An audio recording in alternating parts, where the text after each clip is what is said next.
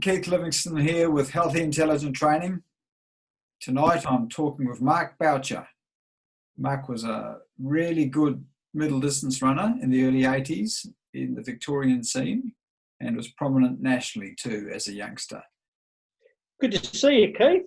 I've been enjoying your interviews, mate. I saw a couple of my old competitors in Johnny Marr and Cookie, and it was great seeing them and to see how well they're going. And how well does Johnny Marr look, mate? He still looks 21. Oh, well, John's just a total enthusiast. He just loves it. But he's also the Australian age 55 record holder in the marathon too. Yeah, wow, I never knew that.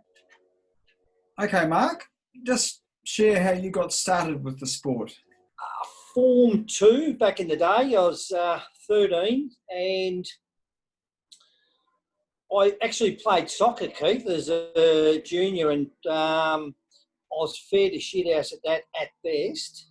But we do sort of running trials and stuff, and I realised I had a bit of potential there. So high school, I started running a couple of cross countries and did quite well in them, and then I got inspired by the Rocky movie, and went and saw that with a mate, and I got really inspired with that, and I thought, I can run a little bit, so I got involved in that, and then I won a school cross country, and then I went to Caulfield Racecourse in under 15s, and that was my first really big race, and it was a Victorian championship, and I remember it like it was yesterday. I don't remember a lot of things, but I remember this race really well. And there's a guy named Wayne Clark, and he had run all these unbelievable 1,500-metre times, and he was in the paper every second week. And I'm up the front with another guy by the name of Barry Gregg, who went on to be a very good competitor of mine. And I remember Barry very well. He was in the same training group as John Marr and Mal Norwood. Mel Norwood, yeah, that's right. A lovely bloke too. He was unbelievable junior, mate. He was unbelievable. Like under 15, I looked over and I thought, that's our Wayne Clark, the guy that's been in the paper. What am I doing up here, running next to this guy? He had whiskers on his face at 14. Anyway, cut a long story short, he ran away from me and Barry Gregg. He won clearly, and that was me introduction to running. And then so then I just sort of progressed through the ranks and joined up Sandringham Athletic Club and met my coach, Doug Chugg.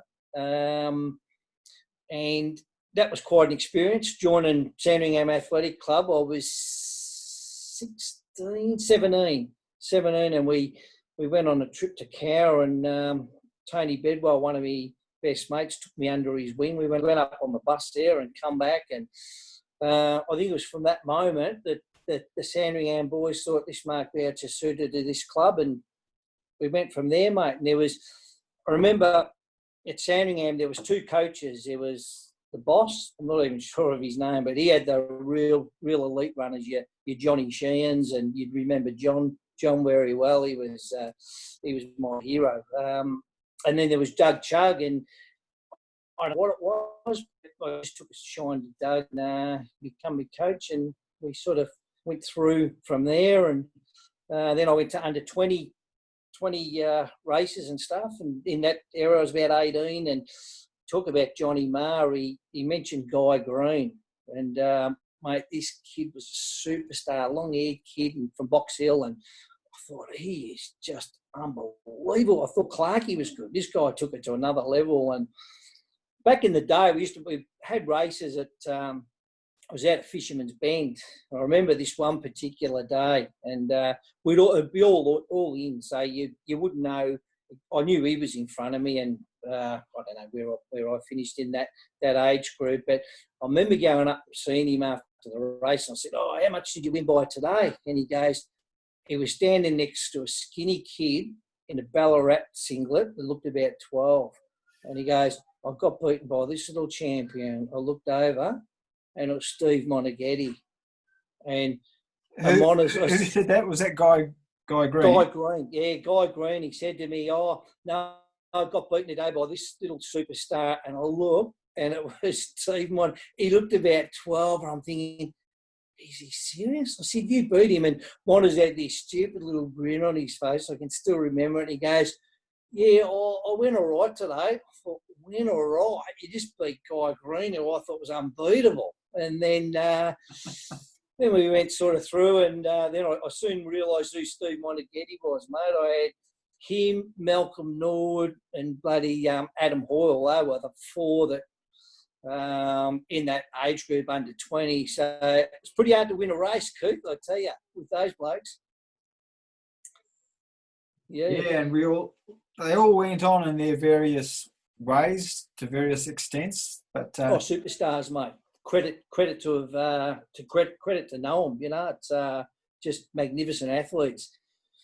You're pretty good yourself. I remember I first met you when we went down Wilson's prom.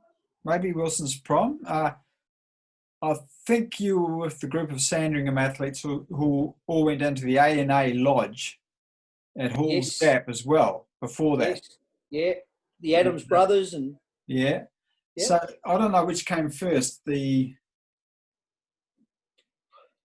A&A Lodge, or I think also down there was some athletes from Peninsula as well. That's right. Yeah. Well, Adam Hoyle, he would have been one. He was under Johnny Morgan Morris, I think. Robbie Morgan Morris. That's him. That's him. Yeah. Yeah. Good memory, Keith. Yeah, but I can't remember Adam Hoyle there, but I remember some of the Peninsula Club people being there. Peninsula Roadrunners. Yeah, yeah. And then we all met up. We went again on a training weekend with the Sandringham boys, the Adams brothers, and yourself. And you and I virtually wiped each other out, I think, on those white sand dunes down there, you know, like we're just testing each other out. Yeah. And so I thought, oh, who's this kid? You know, like, you seem to go all right. But what happened from that was I managed to get very deep tendinitis, a form of it called iliotibial band syndrome, which I'd never had before, from just overdoing it on the sand dunes down there and just trying to, you know, like beat this young guy all the time. That was you. So that put me out for about 7 weeks, and I was in exceptionally good shape though before that, and I'd put in a fair few miles, and so I had to drop right back for about 7 weeks, and then I sort of penned in that I was going to run the Melbourne Marathon, and I was running out of time very quickly. So thanks for that. You just took the top off my conditioning for that. That's all my fault, Keith. Your fault. Sorry about that, buddy. Yeah. Well, it was the only marathon I've ever run in, like in a race. But I probably did okay because the distance was no problem, but holding a higher aerobic effort was, because I wasn't aerobically as fit as I normally would be. So anyway, that's your fault. And sorry about that, Keith. I owe you a beer, mate. Yeah, well, it looks like you got one there. Yeah, and enjoying it just quietly. Yeah. Some things never change, Keith. Yeah. So you were obviously pretty fit, young buck, at that stage, and you would have only been about 20 years old. I was born in 62. Okay, yeah, so you might just turn 20. Yeah, so that was a good training weekend down there, and that was my introduction to some of the other athletes in Victoria who weren't at Glen Huntly, because I ran with Glen Huntly, and I went for a few runs with the pack in various venues around Melbourne and then up in the hills, but I lived too far into the northern suburbs attending RMIT University. You did win some, what you call Clayton's titles, athletics titles. I did, Keith. I did indeed, mate. And the first one that comes to mind, it was a race at Lara under 20, and it was, so I spoke with my coach during the week, Dougie Chugg, and he said, oh, you know, you're a really good chance of a medal here. I said, yeah, well, Monas is running, so there goes the gold. Hoyley, hopefully he's done one of his stupid 200 kilometres a week and he might be tired. And Mel Norwood, he's good luck with that. But Mel was the sort of runner, he'd run really well 85% of the time. And if Mel was on, I weren't going to beat him. Simple as that. There's no questions asked, right? So you get him on a bad day, you've got to sniff. So I've gone out there thinking, you know, look, Monas, yeah, gold, silver at really best if Mel's off and Hoyley's done a 200k thing. So anyway, warming up, and I'll look over at the Ballarat boys, and there's Boyley and Johnny Walsh, and there's a few of them. It was before Sean Crichton's time, so he wasn't there. So lucky I didn't have to compete against him. I dodged a bullet there because I wouldn't have got anywhere near him. So anyway, I can still remember going over and I looked at Johnny Walsh. He used to get this stupid grin on his face, and Mona would know what I'm talking about. And I'd be looking around. There'd only be one I'd be looking for, and it was Mona. Anyway, I'm looking, and where is he? And Johnny Walsh goes to me, Bouch, Monas isn't running today. I go, oh, really? What's happened? He goes, oh, he strained his calf. I go, oh, shit, really? Poor bugger. I'll send him my regards. And I'm like, geez, that's better. That's all right. That's Monas is out. And then they'd be looking around for Hoyley, and Hoyley would be normally prancing up and down the track, and you'd normally see him. He was an interesting one, Hoyley. He probably never had time for a girlfriend because he was too much in love with himself. And you'd always see him strutting around, you know, flicking the hair back, thinking, I haven't seen him yet either. I said, geez, this is all right. And then Mel Norwood, you'd normally see him with Ronnie Brinkett, his coach, and looking around and no Mel Norwood, go to the starting line. I'm thinking, so there's no Norwood, no Hoyle, no Moneghetti. I'm thinking, I could nearly pinch this. This could be a bloody steal. So anyway, Johnny Marr was the main danger, and I thought, you know, he's pretty good, but I was confident I could beat him. It was a windy day, and Johnny led, and I'll tell you what, he made me bloody work, but I sat on him, and I managed to win Victorian under-20 title, mate. So as we know, Keith, the record books, you know, your name's in there and it doesn't say, well, Steve Moneghetti didn't run or Mel Norwood didn't run or Adam Oil didn't run. Your name's there, and, yeah, I was truly grateful for it. To add to that, Keith, while we're there, seniors 1986, Mona and, Mona would have creamed it. It was a Victorian 5K Open Championship. And Monas didn't turn up. I don't know, he was probably too busy looking at London Marathon or training for some massive big event. And he was training for the Commonwealth Games 10,000 metres. There you go. In Manchester, was it? Yeah. So, so I dodged a bullet there too, and I got Mel on an off day. I actually beat Mel, probably I could count on one hand the amount of times I beat Mel, if at best. And yeah, so I was Victorian 5K champion 1986, Keith. So I was pretty happy about that one too. So what was your best time over 5,000? What did you get down to? 13:43, Keith. It was actually 13:43.95, so probably closer to 13:44, but it says 13:43, so I'll take that. Decent, yeah. Good running, yeah.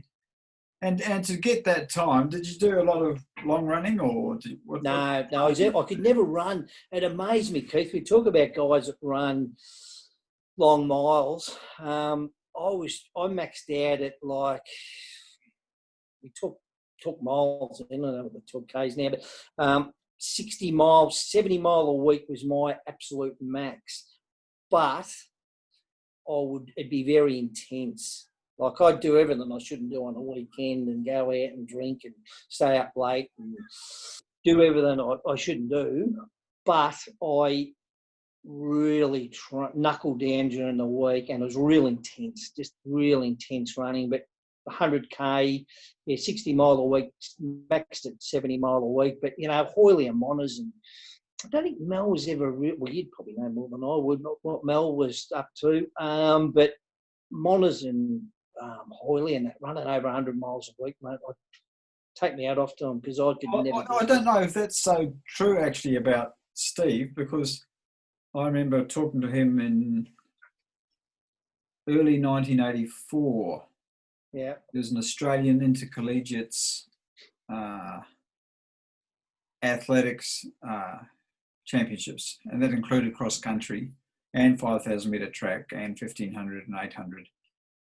And I remember Moneghetti fronting up and Adam Hoyle fronting up and me, and Mona finished a distant third in the cross country on that occasion. And I said to him afterwards, I said, well, what happened to you? And he said, I just started doing long runs. I said, well, okay. what do you call a long run? And he said, 22 milers with Rab, Chris Wardlaw. So he'd only just started doing the long runs, and he's finding it hard to adapt. That's why he was tired, and he's out the back. He's a long way back. So he was not, at that stage, used to doing the long runs. So I was a bit surprised, because I thought that, coming from a New Zealand setting, everyone did long runs. There was no other way. But to do a long run properly, you've got to do it slow enough for it to have value. You did really very well indeed. Thanks, Keith. Yeah, I enjoyed it, mate. Had a lot of fun along the way, and I've no regrets with anything. And have you got any other, times on the board that are up there? Like, what was your best 10K? 28:33. I ran the Zatopek only once, and that was I ran 28:33. So that was I was pretty happy about that. I actually hold Sandringham's club records, which I think they're I'm pretty lucky to have those two, because I think if Johnny Sheehan unfortunately got glandular fever, mate, and I've got no doubt in my mind that he would have ran quicker than that. But, once again, the record books says what it is. So I ran that. I ran, talking about Monners, now he's an example of how good he was, mate. We talk about me running 5K and 10K and that. I remember doing a time trial at Olympic Park in 86, and I was preparing for the back markers at Stawell, big race at Stawell. And Dougie Chug said, look, we'll go and just break 8 minutes. So 64 a lap, 64. 3,000? Yeah, exactly. So Wayne Clark was a rabbit, very good rabbit. He would, you get Clarky to run, you'd say you want to run 64s, he'd run 63.8, 64.2, 64, bang on the button. Anyway, where am I going with this? I remember I was going to pull out at 3K. That was always a plan, just to run 8 minutes. I thought, we run it right on 64. Now, Monis took over. I think Clarkey took it for about 4 or 5 laps. And typical Monis style, he just took over and ran from the front. Now, to put things into perspective, Monis was a marathon 10K minimum. He's running this race, and he's run 64, and he just kept going and going and going. I pulled out. I was going to, the last 200, I could have sprinted and got 750. Sorry, was it a time trial or a race? It was a time trial for me, not for Monis. I used it as a time trial. Me and Dougie Chug uses a time trial. And Monis just kept going, mate, at 64. So I remember the last 100, I'm thinking, geez, I could really sprint and get a 7:58. But then Mona's just going to look at me and think, what are you doing? And then you pulled out. And then I thought, well, I'll run an extra 200 metres. I thought, nah, so I ran 8 minutes, and Steve kept running on. And I'm not sure exactly what he ran, but I'm pretty sure he, ran close to 13:20, which would give you 64. So just shows you how good he was, mate. I was running 8 minutes for 3K. I think his best 5K was the 13:25. Yeah. But it was an international race, and he belted home pretty fast, and he caught a Kenyan Olympic silver medalist before the line. So he was running very well that night, but I think that was his absolute best. And I reckon this night he ran in the 20s, Keith. I don't know exactly what it was. Yeah. I'd have to ask him one day. Yeah. Yeah. If he's anything like you or me, he probably remembers every race he's ever been in. Not sure about that, but well, he had plenty good memories, that's for sure. Yeah, no doubt about that. So, yeah, going with that, that got me prepared for Stawell, mate. The back markers 2 mile, and that was probably one of the, my biggest highlights of my running career, winning the back markers 2 mile up there. And did you get an 8:30 something? No, I ran. I knew I was in really good shape. I was actually off 25 metres. Viv Woodward from Tasmania. Yeah. He's a pro runner. I don't know if you ever heard of him. Yeah. He was off scratch.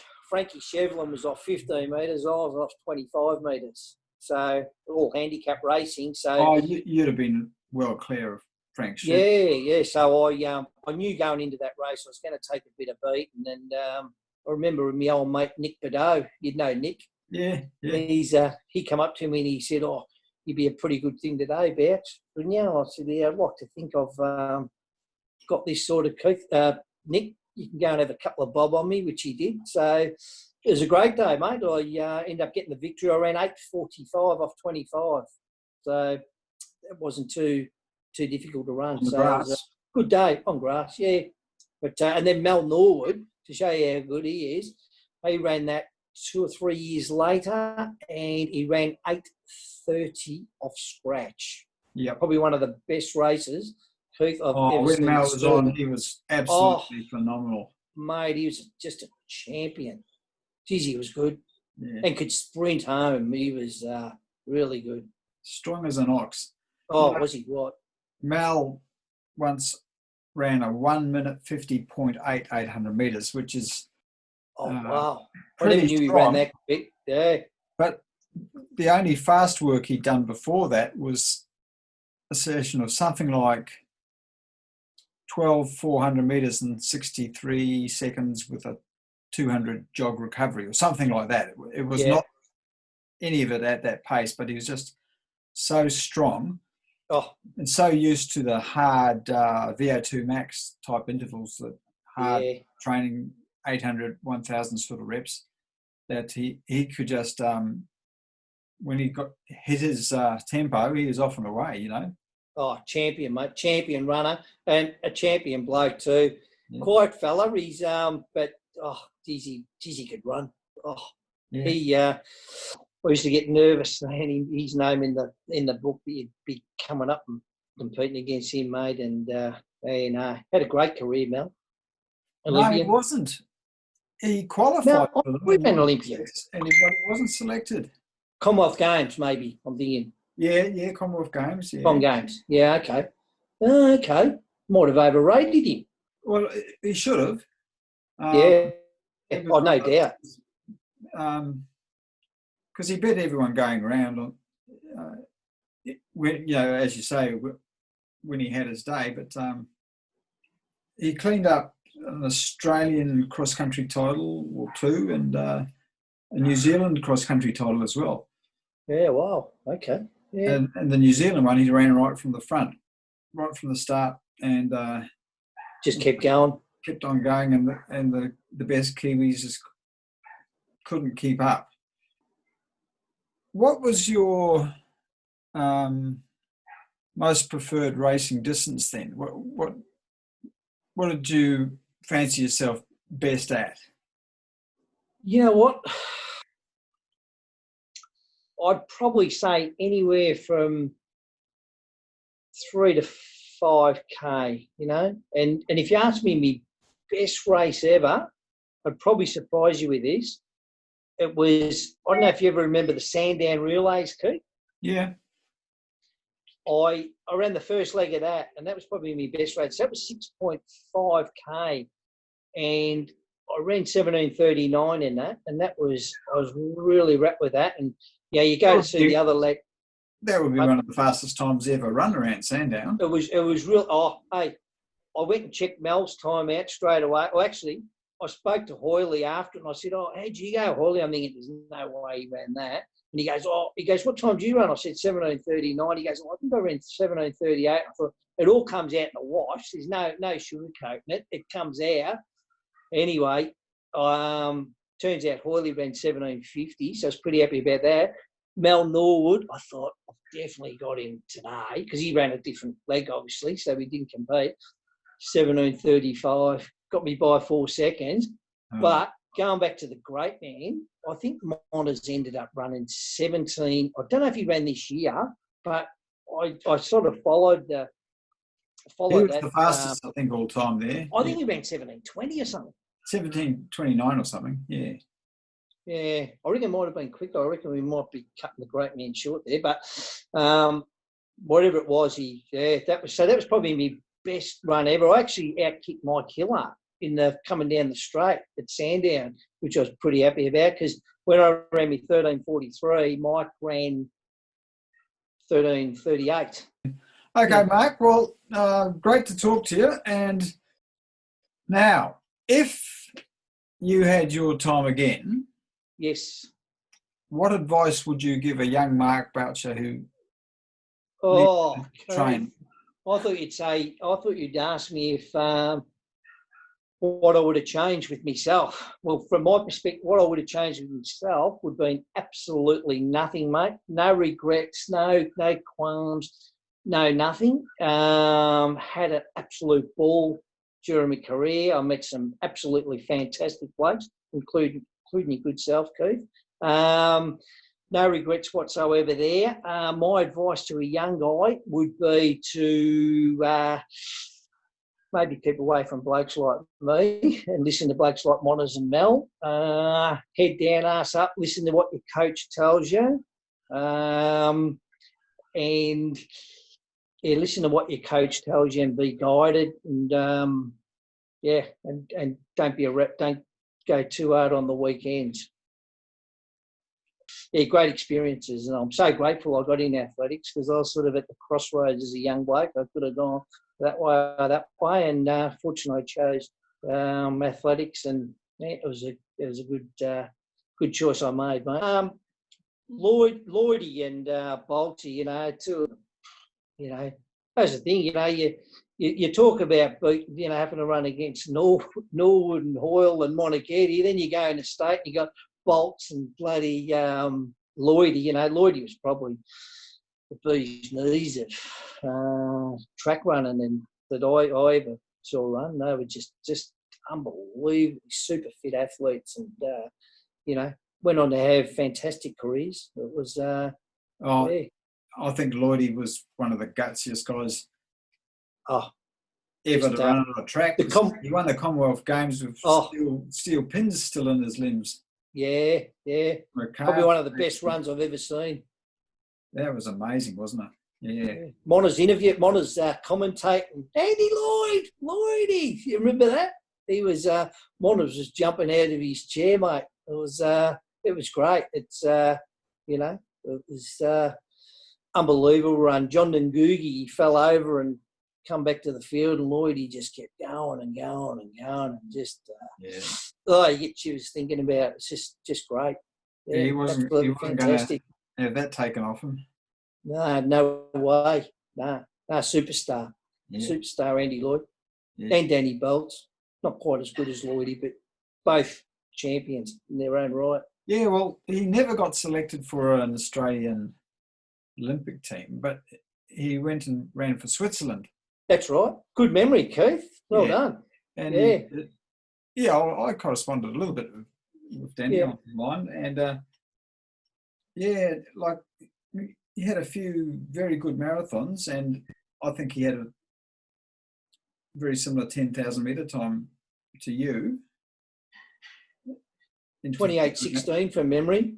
Yeah. I have a little bit of a joke with him, actually, Keith. I can share that with you, because he's probably watching. When I always say 28:16, he always corrects me, 28:15. 28:15 he ran that night, which was unbelievable. That's really, really quick. It was So what do you super reckon run. of these young guys like Stuart McSwain? Oh, superstar.